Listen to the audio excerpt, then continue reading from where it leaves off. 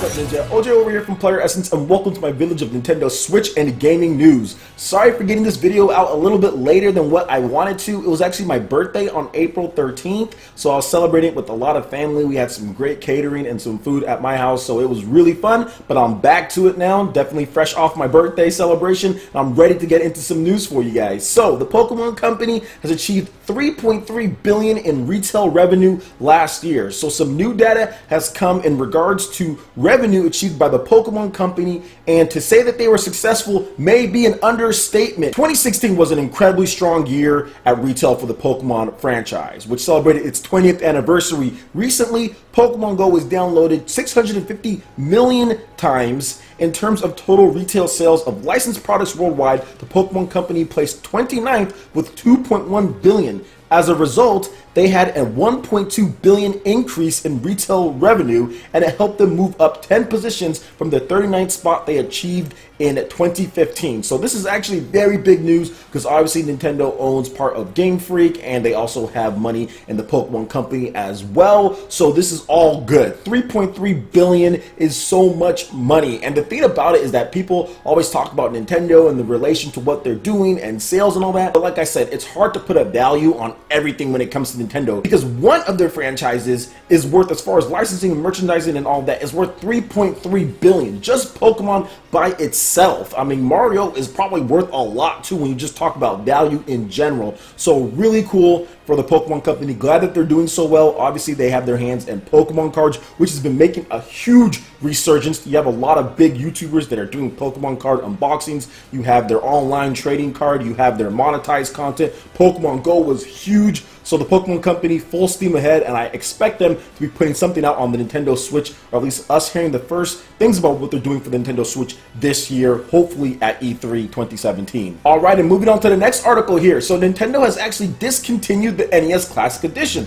So let's go ahead and get into the reasoning why this is being discontinued at this point. So throughout April, Nintendo of America territories will receive the last shipments of the Nintendo Entertainment System NES Classic Edition systems for this year. We encourage anyone interested in obtaining this system to check with retail outlets regarding availability. We understand that it has been difficult for many consumers to find a system, and for that we apologize. We have paid close attention to consumer feedback, and we greatly appreciate the incredible level of consumer interest and support for this product.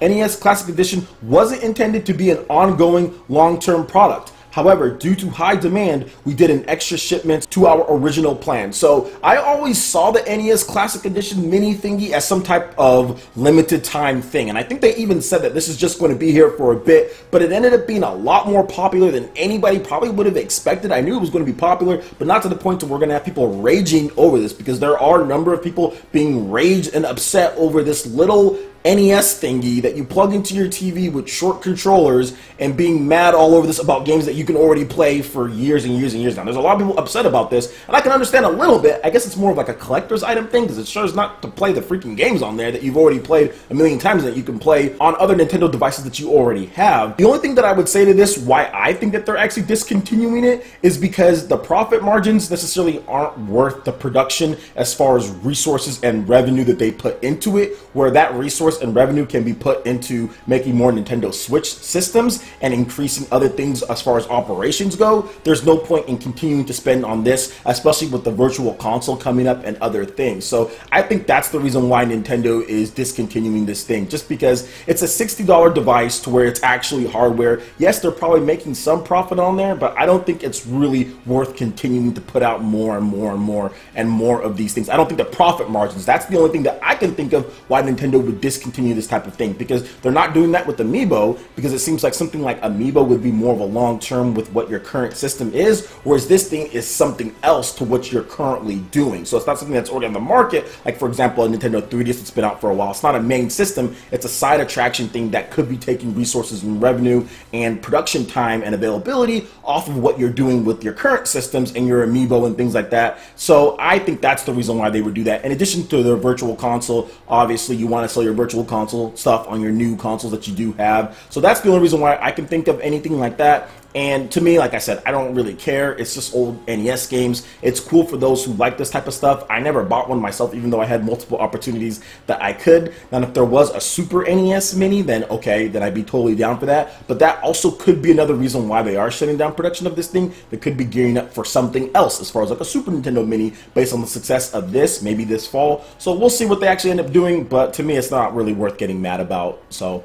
it is what it is. Alright, and lastly, for the big news here, Nintendo of America has announced that Nintendo Switch becomes the fastest selling video game system in Nintendo history. So more than 906,000 units were sold in the US in March. The Legend of Zelda Breath of the Wild also sets a massive record, actually having over 100% attach rate. This is absolutely insane. I have never seen this for a system before. So let's go ahead and get into this PR release here. So Nintendo put this out. Nintendo Switch, the new home gaming system that people can also take on the go, has sold faster in its launch month than any other video game system in Nintendo history. That beats the Wii, guys. The Nintendo Switch system sold more than 906,000 units in March, according to the NPD group, which tracks video game sales in the United States. That makes Nintendo Switch one of the fastest selling video game systems of all time. Notably, this sales surge was accomplished in a non-traditional month for a console launch. So usually consoles do launch in the holiday period. The Nintendo Switch launched in March and achieved this, which even makes it more impressive. Now, the Legend of Zelda Breath of the Wild game sold over 1.3 million units. That total includes more than 925,000 units sold for the Nintendo Switch and nearly 460,000 units sold for the Wii U console. That means that Nintendo sold more of the game for the Nintendo Switch than it sold Nintendo Switch systems, for an attach rate of more than 100%. That may be attributed to people who purchased both the limited edition of the game to collect and a second version to play.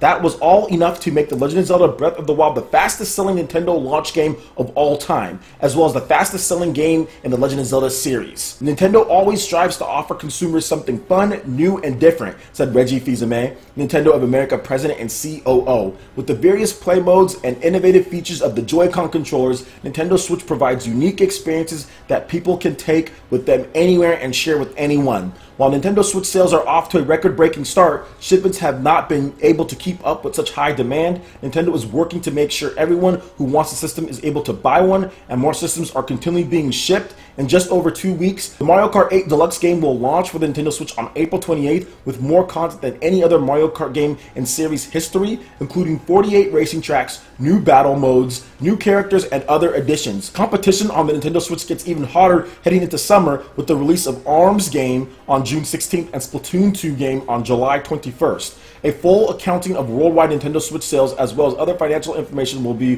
provided on April 27th when Nintendo issues its fiscal year earnings release. For more information, keep an eye on Nintendo's investor relations page. And also a little note here that they put at the end, the data regarding physical sales of games are from the NPD group. Data regarding digital download of games and combined physical/digital lifetime to date numbers are from Nintendo's internal sales figures. All numbers, unless otherwise stated, are specific to the United States only. United States only, so not all of North America, just the United States. So this is actually really, really big news. There's a multi-tiered things that I want to get into. The first thing I want to talk about is that, yes, I have no problem admitting when I was wrong before the Nintendo Switch came out when it comes to certain things, but pretty much leading up to the release, and once I started seeing the concepts on what Nintendo was trying to do and the type of game that Legend of Zelda Breath of the Wild is, I knew the Switch was going to be a massive success, better than really anything Nintendo's done before because of that game, The Legend of Zelda Breath of the Wild. There was never a game on Nintendo's systems ever, dating all the way back. Probably the original Mario is the only game that was that groundbreaking for a launch game. Maybe Mario 64 as well. Mario 64 and the original Mario. But other than that, The Legend of Zelda Breath of the Wild is a completely different style of game, and it takes the Zelda franchise and just turns it into something super magical. And I knew that was going to be very big, and I knew the fact that you can take it anywhere you want.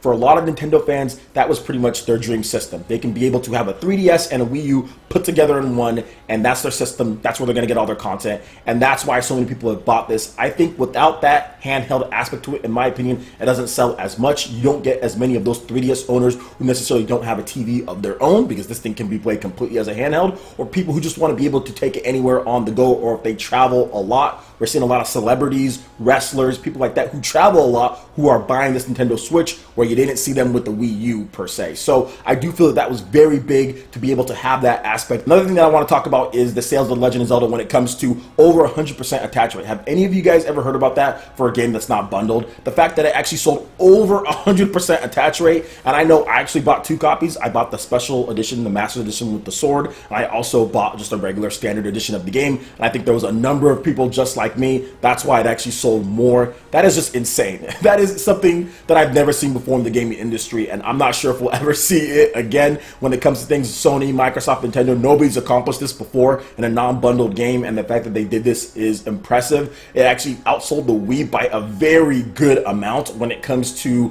first United States sales, and the sales are tracking very well. Obviously, Nintendo needs to keep momentum, and that's what people keep on saying, oh, well, where's the momentum going to come from? Well, games. I think that's the biggest thing more than anything is games, games, games. And the Nintendo Switch is getting some of the Wii U's best games as far as franchises go in its first 5 to 6 months. So I think Nintendo's playing it a lot differently this time. It's really not like Wii U at all. Been seeing some people say that. It's a ridiculous notion. Obviously, Nintendo has a much better release schedule.